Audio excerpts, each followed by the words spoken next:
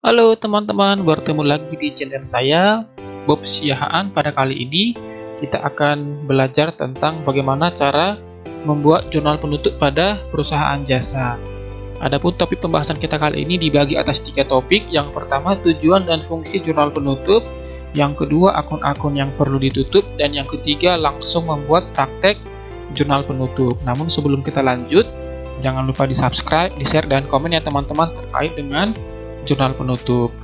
Nah, pada jurnal penutup yang akan kita buat pada kali ini masih mengacu kepada soal sebelumnya. Jadi teman-teman kalau belum melihat video saya yang terakhir yaitu tentang laporan keuangan, silahkan teman-teman dilihat pada link di atas ada saya cantumkan.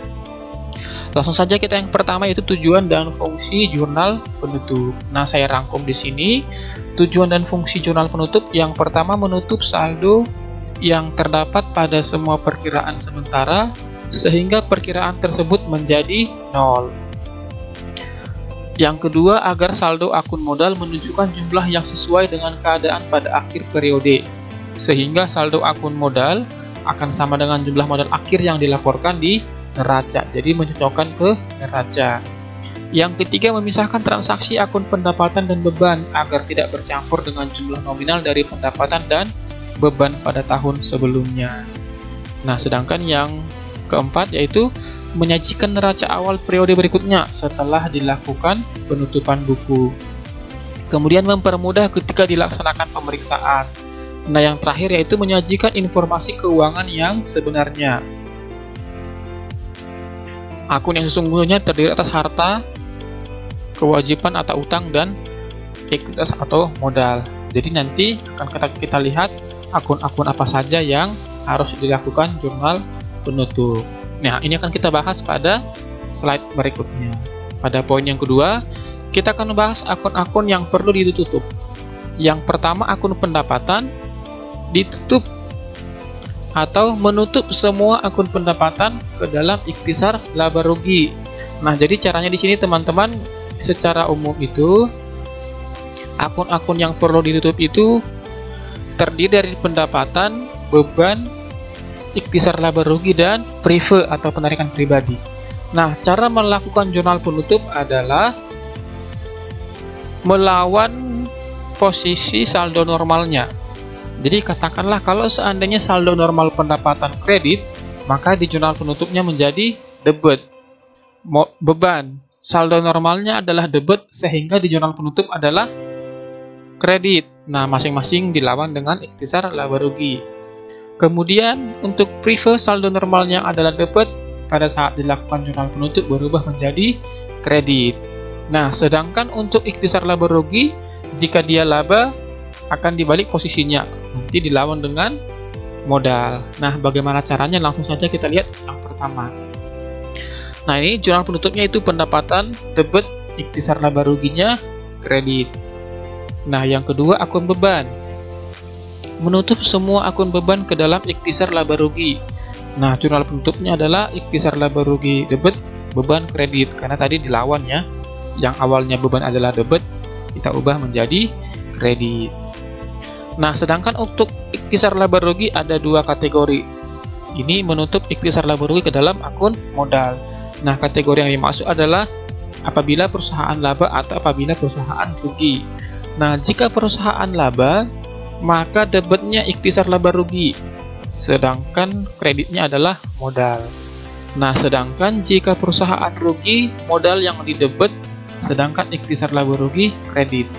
Artinya di sini jika laba maka akan menambah modal, sedangkan jika rugi akan mengurangi modal sehingga modalnya di sini debit. Nah, yang terakhir yaitu akun prive atau penarikan pribadi. Menutup akun prive ke dalam akun modal. Jurnal penutupnya adalah modal debit, prive kredit.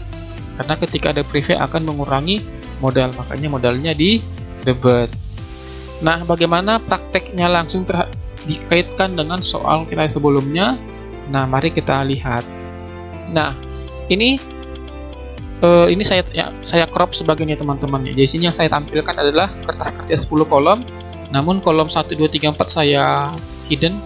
Jadi yang muncul di sini hanya neraca saldo setelah disesuaikan, laporan laba rugi, dan neraca.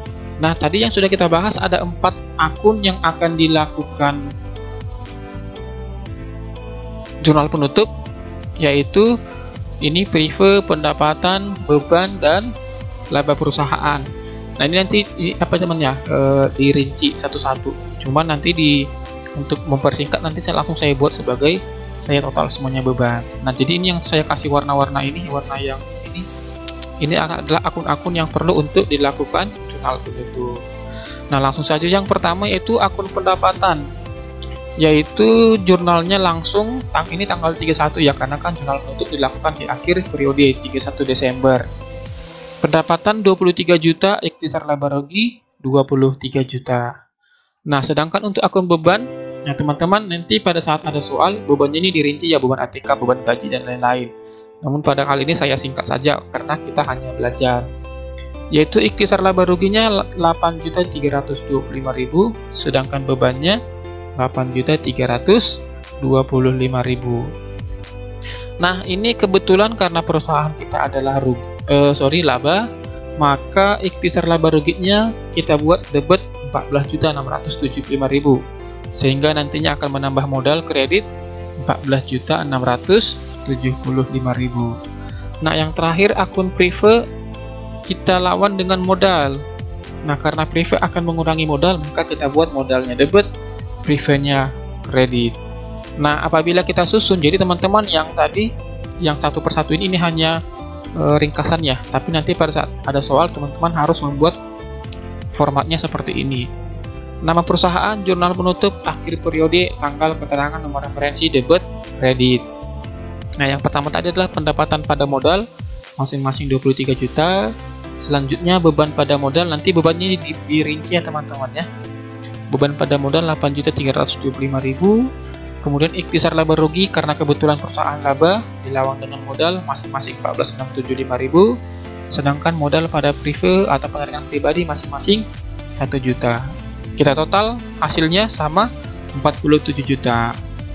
Jadi teman-teman harus ingat bahwa debit kreditnya harus sama. Jika tidak sama berarti ada yang salah di jurnalnya. Oke, singkat saja pembahasan kita kali ini. Sampai bertemu di video berikutnya. Terima kasih.